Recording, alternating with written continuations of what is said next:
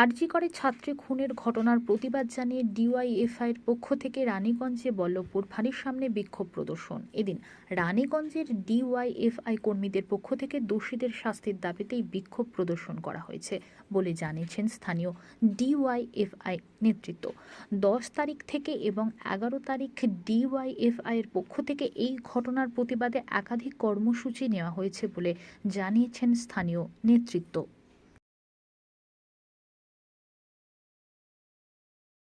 যখন হচ্ছে যে শেষ কৃতজ্ঞ যখন সম্পন্ন করা হয়, তারপরে হচ্ছে যে আরজি কলেজে ডাক্তার ছাত্রী পড়ুয়া তাকে হচ্ছে যে নৃশংসভাবে ভাবে হচ্ছে যে ধর্ষণ করা হয়। ধর্ষণ করার পর হচ্ছে যে তাকে হচ্ছে যে খুন করা হয়।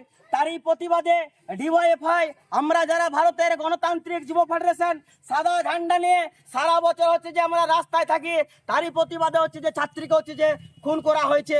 আমরা ডিওয়াইএফআই ডাক দিয়েছি 10 এবং 11 তারিখ পুরো রাজ্য জুড়ে হচ্ছে যে বিক্ষোভ সমাবেশ। আজ আমরা হচ্ছে যে বল্লভপুরে হচ্ছে যে বিক্ষোভ সমাবেশ আমরা করছি এবং রানীগঞ্জে আমরা হচ্ছে যে যাওয়ার জন্য অনুরোধ করছি। আমরা যারা ডিওয়াইএফআই করি, আমরা আমাদের জন্মলগ্ন থেকে স্লোগান সকলের জন্য শিক্ষা এবং শিক্ষা শেষে হচ্ছে যে কাজের হচ্ছে যে ব্যবস্থার জন্য আমরা হচ্ছে যে ডিওয়াইএফআই রাস্তায় আমরা থাকি। যখন আমরা কাজের জন্য রাস্তায় হচ্ছে যে লড়াই করি, পেপার মিলে বেকার যুবকের জন্য যখন হচ্ছে যে আমরা লড়াই করি, তখন হচ্ছে যে পুলিশ আর মুখ্যমন্ত্রী দলদাস হয়ে হচ্ছে যে কাজ করছে। আমি বলছি কার সারা হচ্ছে যে চলছে। একটা ডাক্তারি পড়ুয়া হচ্ছে যে কত হচ্ছে যে খরচা করে হচ্ছে যে তার মেয়ে, তার বাবা এবং তার মা হচ্ছে যে শখ করে হচ্ছে যে পড়ানো হয়, কোটি কোটি টাকা খরচা করে। তা না হলে পদে এই রাজ্যের হচ্ছে যে তাকে হচ্ছে যে করছে। আমরা তাদের দৃষ্টান্তমূলক হচ্ছে যে শাস্তি চাই এই দাবিতে।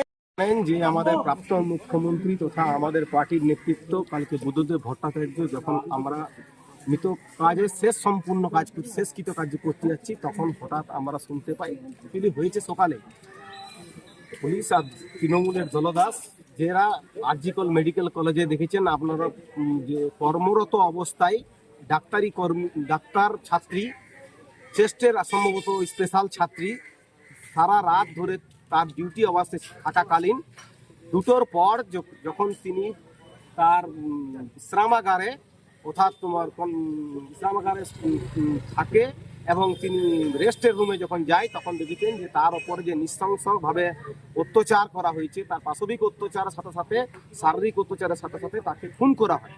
আমরা তার প্রতিবাদ, আমরা তার ধিক্কার জানাচ্ছি। আমরা ডিওয়াইএফআই বল্লভপুর যে শাখা, সেই বল্লভপুর যে কমিটি, সেই কমিটি থেকে আমরা প্রাথমিকভাবে ফাঁড়িতে একটা বিক্ষোভ সভা করলাম এবং আমাদের আজ বিকেলে কর্মসূচি থাকছে, বিকেলে রানীগঞ্জে কর্মসূচি থাকছে।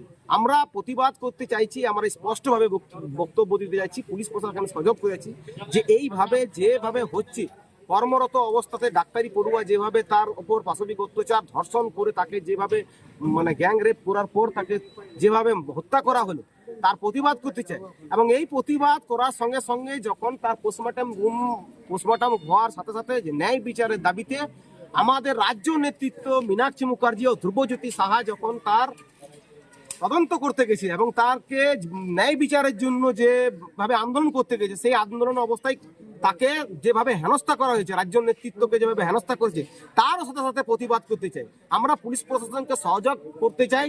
দলদাস পুলিশ, আপনি সারাদিন বালি পাচার করুন, সারাদিন কয়লা পাচার করছেন, তাতে ব্যস্ত থাকার সাথে সাথে আপনাদের কিছু কর্তব্য থাকে। সেই কর্তব্য হচ্ছে রাজ্য তথা রাজ্যের যে নারী থেকে আরম্ভ করে ছাত্র যুব যারা আছে তাদেরকে যেভাবে সুরক্ষিত রাখার যে কাজ, সেই কাজ আপনারা সঠিকভাবে করুন। এই সঠিকভাবে যদি এই কাজ না করতে পারে, তো আমরা দলগতভাবে পার্টির সিদ্ধান্ত অনুযায়ী, ডিওয়াইএফআই রাজ্য কমিটির সিদ্ধান্ত অনুযায়ী আমরা বড় ধরনের বিক্ষোভ সভায় যাব। আগামী কর্মসূচি হিসাবে 10 আর 11 তারিখে আমাদের কর্মসূচি থাকছে এবং রাজ্য কমিটি যদি আমাদেরকে সেভাবে ইনস্ট্রাকশন দেয়, তাহলে এই কর্মসূচি আরো বৃহত্তর হবে। এই কর্মসূচি আজ আমরা ছিল, তাই আমরা বল্লভপুর ফাঁড়িতে এসেছি।